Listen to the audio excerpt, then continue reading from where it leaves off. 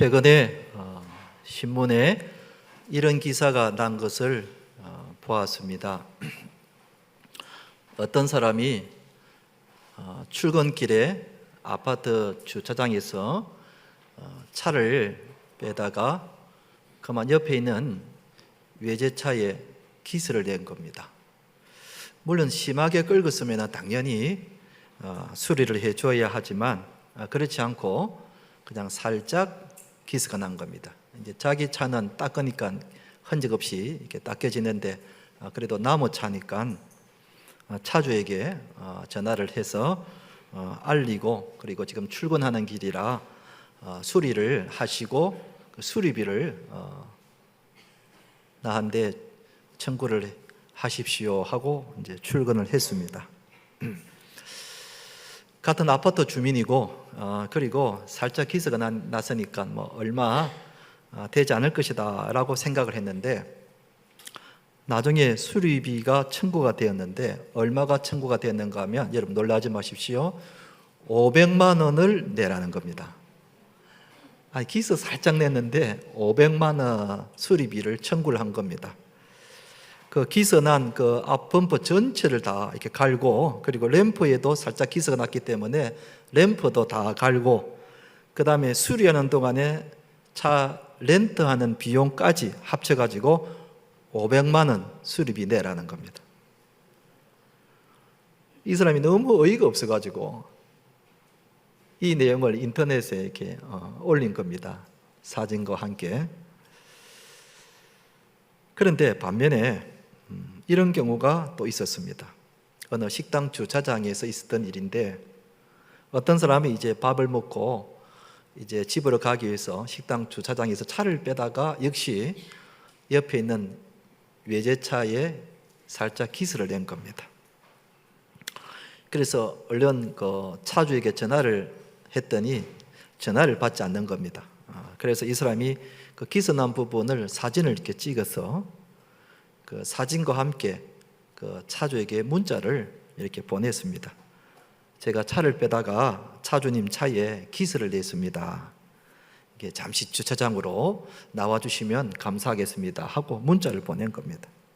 그런데 그 차주로부터 문자가 오기를, 주차장에 나오지도 않고 문자가 오기를, 운전하다 보면 긁을 수도 있지요.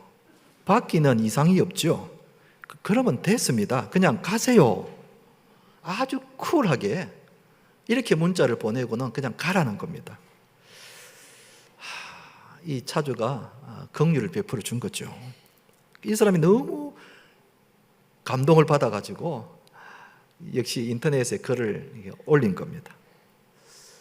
자, 여러분 같으면 같은 경우를 당했을 때 누가 내 차에 살짝 기스를 냈다 그러면 어떻게 하겠습니까? 어떻게 하겠습니까? 주님 당신만이 아십니다.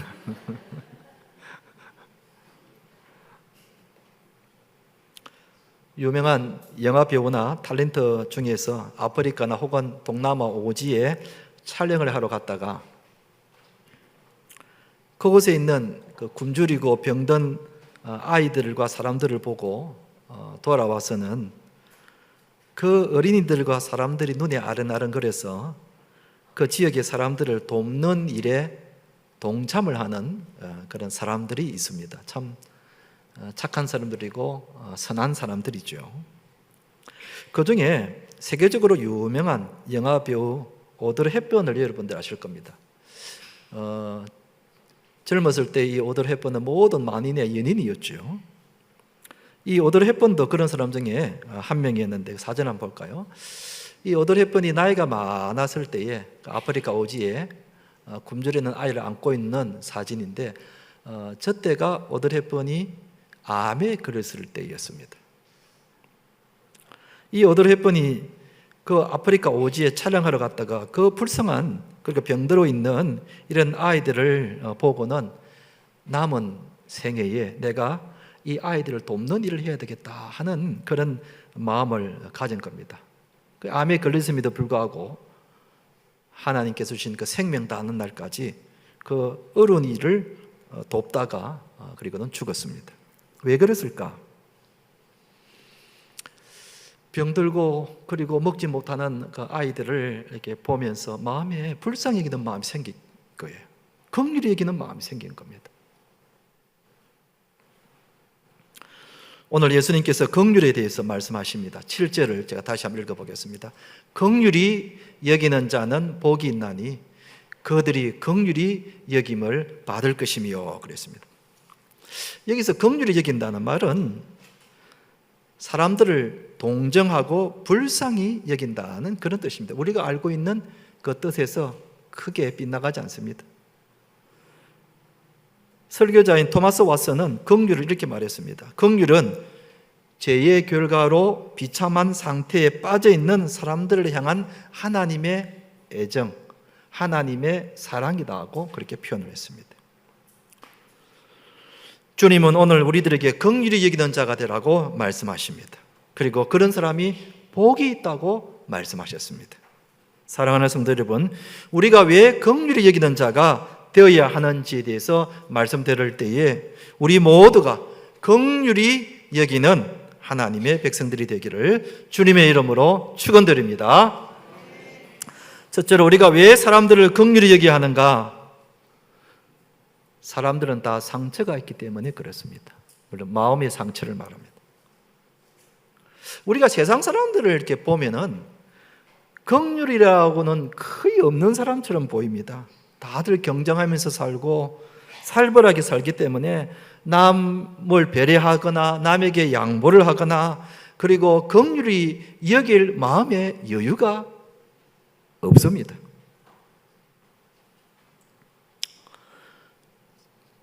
차를 몰고 가다가 우리가 급한 일로 좀 끼어들라고 그래 할 때가 있죠.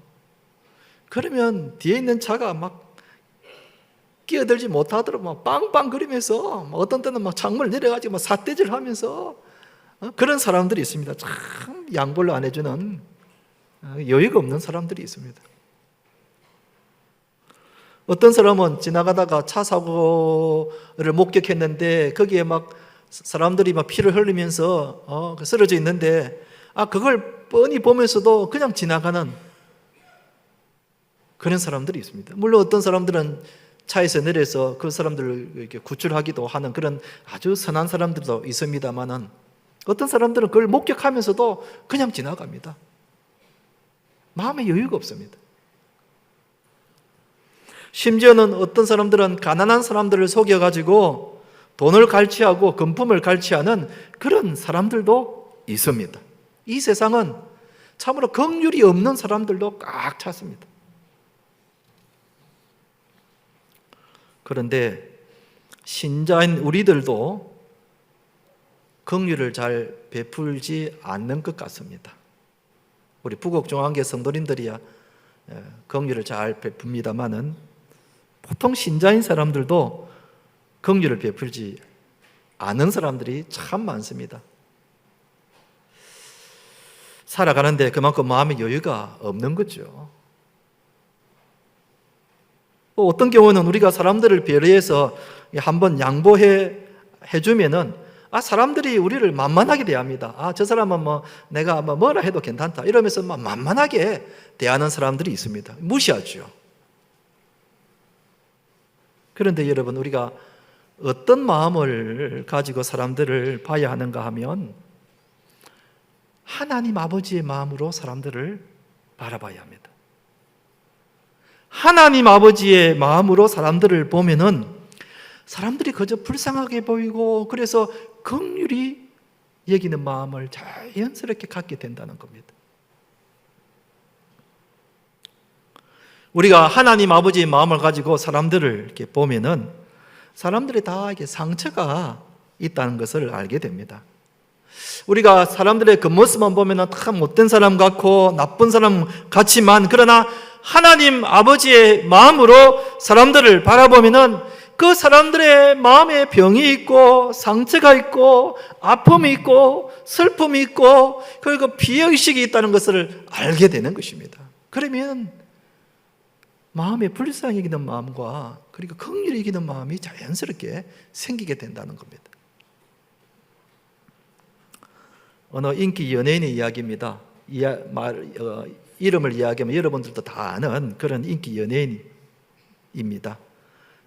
이 연예인이 젊었을 때에는 인기가 굉장히 많았습니다. 그래서 돈도 많이 벌었습니다. 그래서 사람들은 그 연예인이 행복하게 사는 줄로 생각했습니다. 안 그렇겠습니까, 여러분?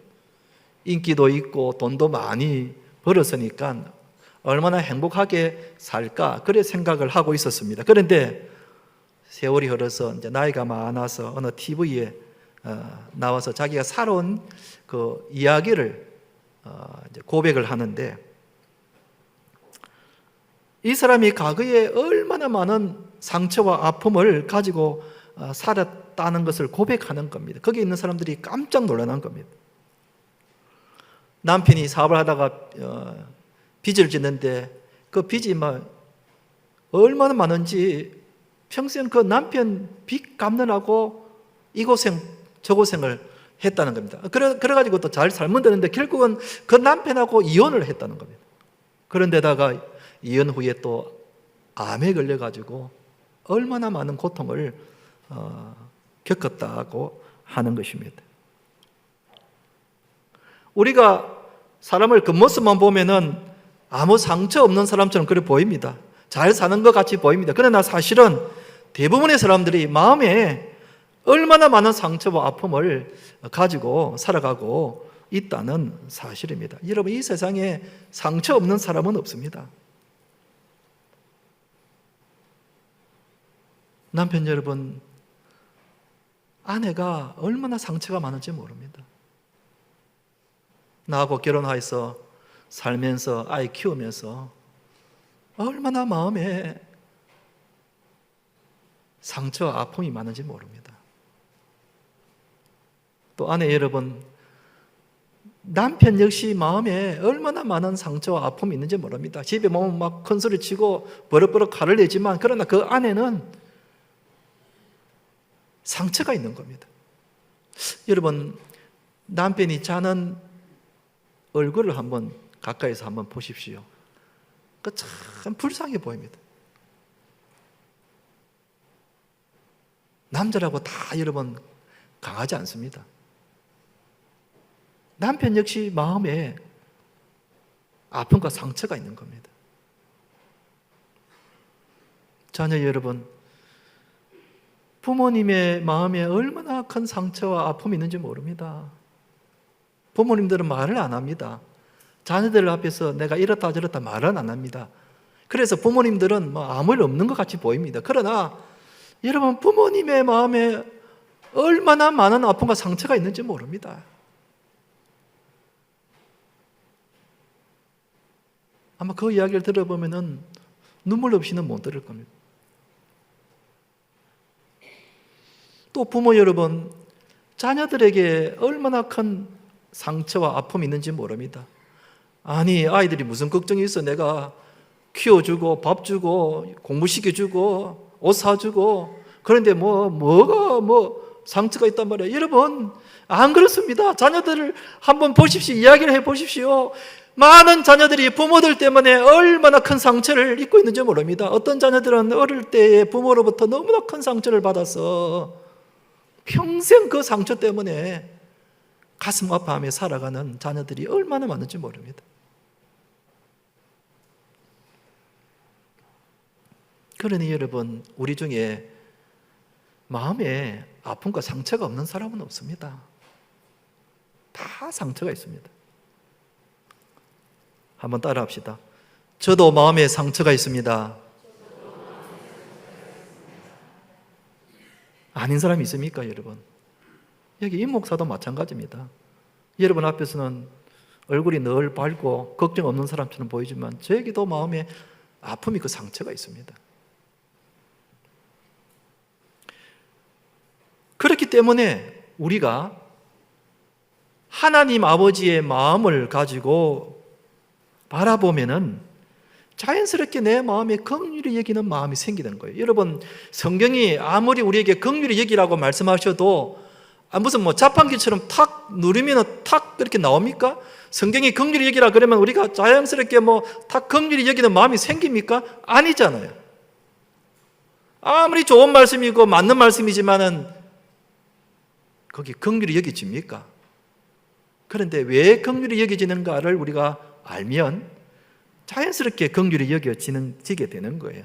오늘 성경이 우리에게 세상의 모든 사람들, 내 가족들, 같이 예배드리는 우리 성도님들 다 마음에 아픈 상처를 갖고 있다는 겁니다. 겉으로 보면 안 보이지만은 우리가 하나님 아버지의 마음으로 보면은 다 마음에 그런 아픔과 상처가 있다는 겁니다. 그럴 때에 내 마음속에 자연스럽게 긍휼히 여기는 마음이 생긴다는 거예요. 불쌍히 여기는 마음이 생긴다는 거예요. 성경은 이렇게 우리에게 말씀하고 있습니다. 로마서 12장 15절, 즐거워하는 자들과 함께 즐거워하고 우는 자들과 함께 울라. 특히 뒷부분에 우는 자들과 함께 울라. 제가 며칠 전에 항암 투병 중에 우리 이성애 집사님하고 통화하면서 눈물을 흘린 적이 있습니다.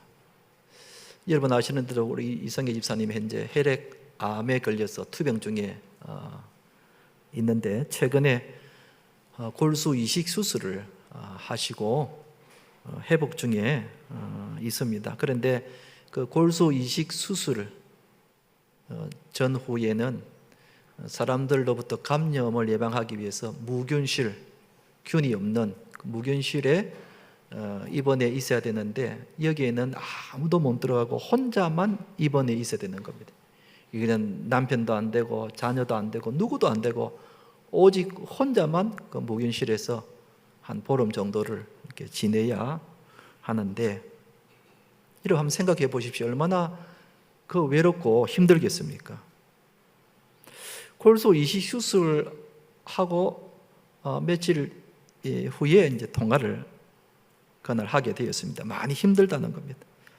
가족이라도 옆에 있으면은 서로 의지가 되고 할 텐데 가족도 아무도 못 들으니까 혼자 있게 되니까 참 힘들다는 겁니다. 그리고 여러분, 누구나 몸이 약해지면은 마음도 약해지기 마련입니다.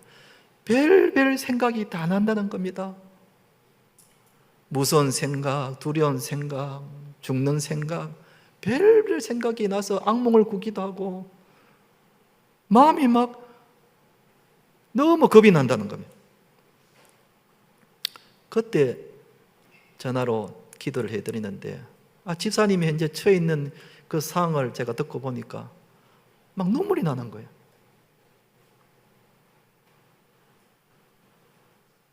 마음이 긍휼히 여기는 마음과 불쌍히 여기는 마음이 생기니까 그냥 막 눈물이 나는 거예요.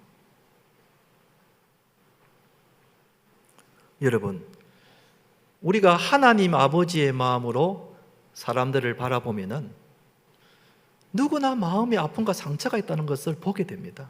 막 큰 소리 치고 화를 내고 해도 그 마음속에는 아픔이 있는 거예요. 사람들에게 이야기는 안 하지만은 그러나 그 사람의 마음에는 상처가 있는 거예요. 그걸 알게 되면은 자연스럽게 내 마음에 불쌍히 여기는 마음이 생기게 되고 긍휼히 여기는 마음이 생기게 됩니다. 그래서 주님이 우리에게 긍휼히 여기는 자가 되어야 된다고 말씀하는 겁니다. 한번 따라합시다. 긍휼히 여깁시다. 긍휼히 여깁시다. 사랑하는 성도 여러분, 우리가 하나님 아버지의 마음으로 사람들을 바라보면서 마음속에 있는 아픔과 상처가 있다는 것을 우리가 보고 긍휼히 여기는 우리 성도님 되시기를 주님의 이름으로 축원드립니다.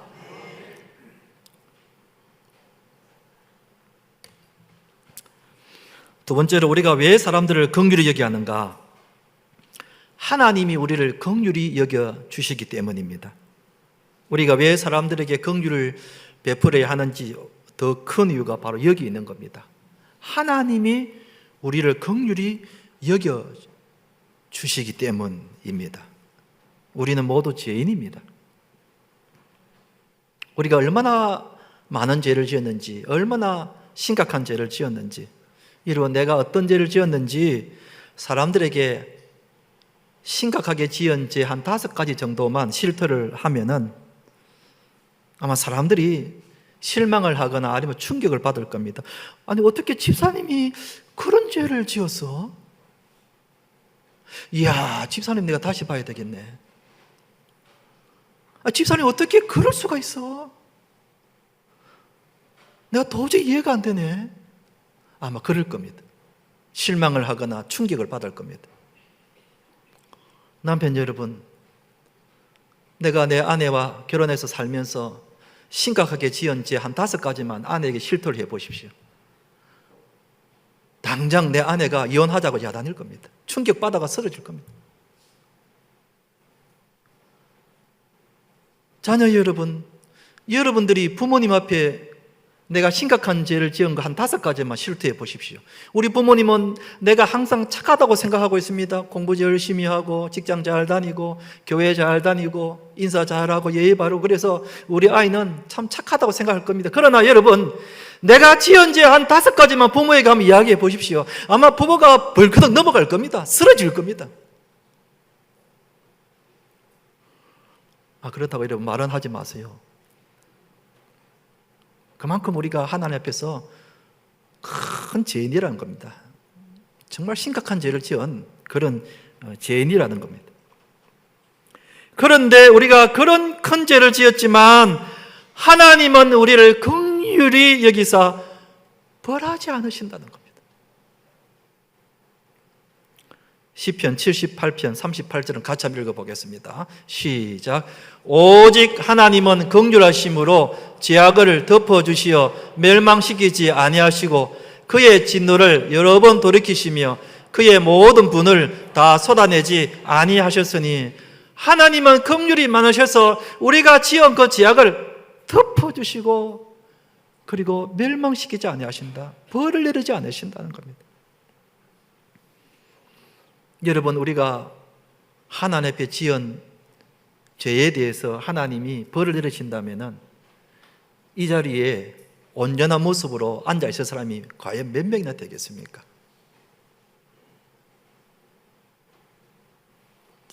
하나님 앞에서 그렇게 많은 죄를 지었지만 그러나 하나님은 우리를 긍휼히 여겨주셔서 벌하지 아니하신다는 겁니다. 용서해 주신다는 겁니다.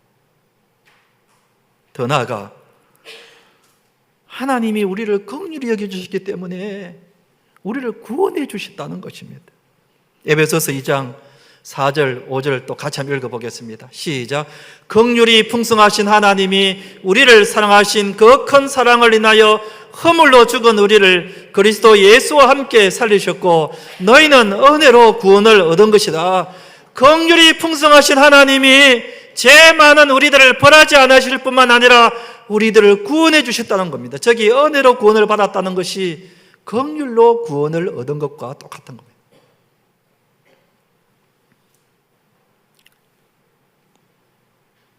그만큼 하나님이 우리에게 긍휼을 베풀어 주신 겁니다.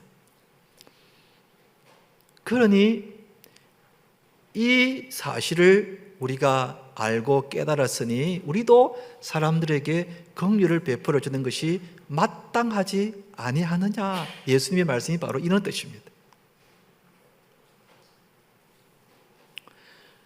하나님이 우리의 허물과 죄에 대해서 긍휼히 베풀어 주시고 덮어 주시고 노하지 아니하신 것 같이 우리도 나에게 어떤 사람이 죄를 지었을거나 혹은 실수를 했든지 잘못했든지 그럴 때 우리도 하나님처럼 용서해 주시고 덮어 주시고 이해해 주시고 긍휼을 베풀어 주어야 한다는 겁니다. 만약 우리가 긍휼을 여기지 않고 사람들의 작은 허물과 실수에 대해서 시시콜콜 다 따진다면은 하나님도 우리를 긍휼히 여겨주지 아니하신다고 아주 경고하고 있습니다.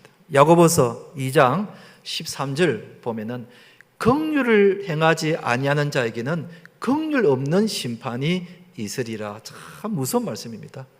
긍휼을 행하지 아니하는 자에게는 긍휼 없는 심판이 있다는 겁니다.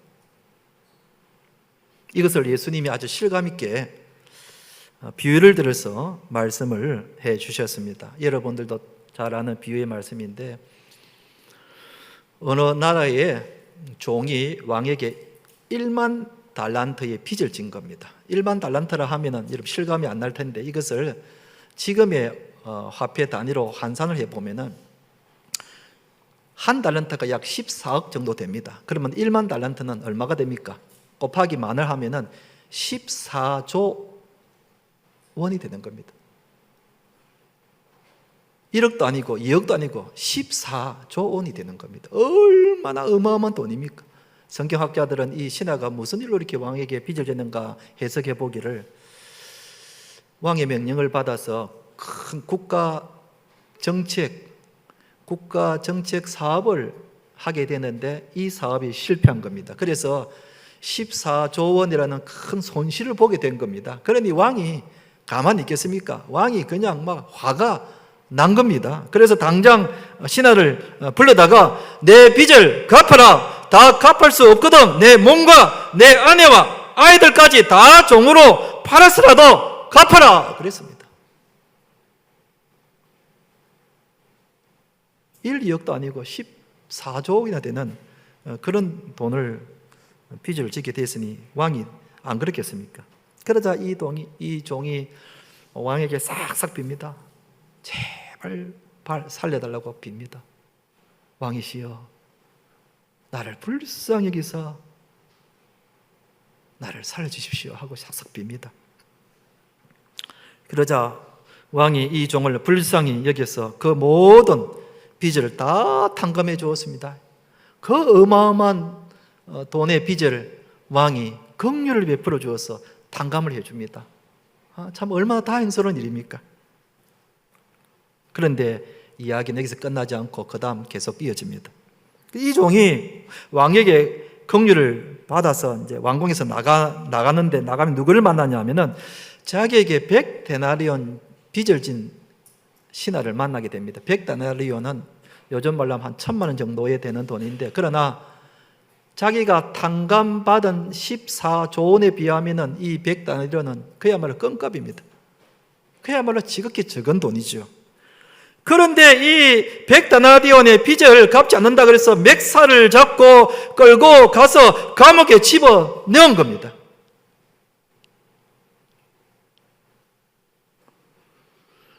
그런데 왕이 이 이야기를 들은 겁니다. 화가 그냥 막 머리끝까지 오르게 된 겁니다. 왕이 이 종을 다시 불렀다가, 이 녀석아, 내가 너에게 1만 달란트의 빚을 탕감해 주었는데 100데나리온 빈 빚을 갖다가 내가 탕감해 주지 않느냐? 내가 너 같은 놈은 긍휼을 베풀 필요가 없다. 그러면서 다시 이 종을 감옥에다가 가둬버리라. 그리고 단 한 푼이라도 갚기 전에는 감옥에서 나오지 못하노라 하고 감옥에 집어넣은 겁니다.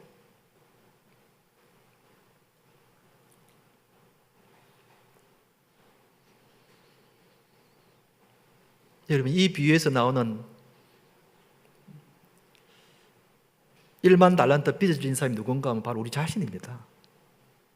우리 자신이 하나님 앞에서 어마어마한 죄를 지은 겁니다. 한두 가지 죄가 아닙니다. 그럼 14조 원, 이게 우리가 뭐 손으로 만져볼 수 있는 금액입니까? 그만큼 우리가 하나님 앞에 지은 죄가 어마어마하다는 겁니다. 그런데 하나님이 그 어마어마한 죄를 용서해 준 겁니다. 탕감해 준 겁니다. 그렇다면은 우리가 어떻게 되는가? 살면서 나에게 조그마한 일로 실수를 하고 손해를 입히거나 잘못을 한 사람에게 나도 긍휼을 베풀어 주며 용서해 주는 것이 마땅하지 않느냐 하는 거예요. 나는 하나님 앞에 어마어마한 죄를 용서함 받고 긍휼을 받았다면 우리가 살면서 그 적은 일로 그 일에 긍휼을 베풀어 주는 것이 마땅하지 않겠느냐. 예수님 말씀이 바로 이 말씀입니다. 그냥 긍휼을 베풀어 주라고 말씀하지 않고 논리적으로 성경이 우리에게 말하고 있는 겁니다. 그렇구나. 나는 하나님으로부터 어마어마한 죄를 용서 안 받고 긍휼히 여김을 받았는데 이것을 내가 알았으니 나에게 그 조그만한 죄, 실수, 잘못한 것 내가 당연히 긍휼히 베풀어 줘야지. 이게 인지상정 아니겠습니까? 우리가 하나님의 긍휼을 깨닫기 전에는 법과 원칙대로 하는 것이 맞다고 생각합니다. 그래서 사람들이 법대로 하지 않고 원칙대로 하지 않으면 비난을 하거나 막 정죄를 합니다. 그러나 하나님의 긍휼을 깨닫게 되면 법과 원칙대로 하는 것보다 긍휼히 여기는 것이 우선인 것을 깨닫게 됩니다. 사람들의 허물과 실수에 대해서 긍휼히 여기는 마음이 생깁니다. 그래서 이해하게 되고 관용을 베풀게 됩니다. 어떤 마음을 갖게 되는가? 그럴 수 있지. 살다 보면 그럴 수 있지. 실수로 한 건데 괜찮습니다. 그럴 만한 사정이 있어서 그렇겠지. 잘 모르고 그렇겠지. 나도 예전에 그런 적이 있었는데 뭐 괜찮습니다. 이런 마음이 갖게 된다는 겁니다.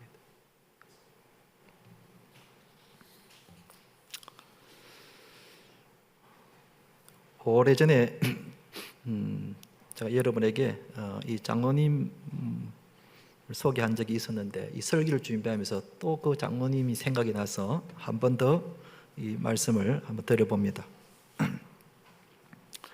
제가 부목사로 있었던 교회에 어느 장로님이 계셨는데 이 장로님에게는 연세 많으신 아버지를 모시고 있었습니다. 연세는 많으셨지만 이 장로님의 아버지는 얼마든지 혼자 이렇게 다닐 수 있을 만큼 건강하셨습니다. 아침에 나갔다가 볼 보시고 버스나 지하철 타시고 그리고 또 저녁에 집에 오시고 할 만큼 아주 건강하신 분이셨습니다. 그런데 어느 날 버스를 타고 정류장에서 내리는데 뒤에서 오는 오토바이가 이 장로님의 아버지를 치인 겁니다. 아니 여러분, 그 오토바이가 버스 정류장에서는 서든지 아니면 우회에 가든지 속도를 주든지 해야 되는데 사람이 내리는데도 그냥 이 오토바이 탄 사람이 그냥만 밀친 겁니다.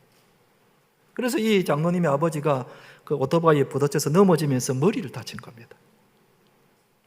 급히 119를 불러서 응급실로 갔지만은 뇌출혈로 그냥 돌아가시고 말았습니다. 장로님의 가족들에게는 너무나 충격적이었습니다. 너무나 황망스러운 일이었습니다. 너무나 비통한 일이었습니다. 아침에 볼일 보러 가신다고 나간 아버지가 돌아가신 겁니다. 여러분, 얼마나 황망한 일입니까? 연세가 많으셔서 병이 들어서 돌아가셨다면 몰라도 건강하셨던 아버지가 돌아가셨으니 얼마나 그 비통한 마음 이루 말할 수가 없는 겁니다.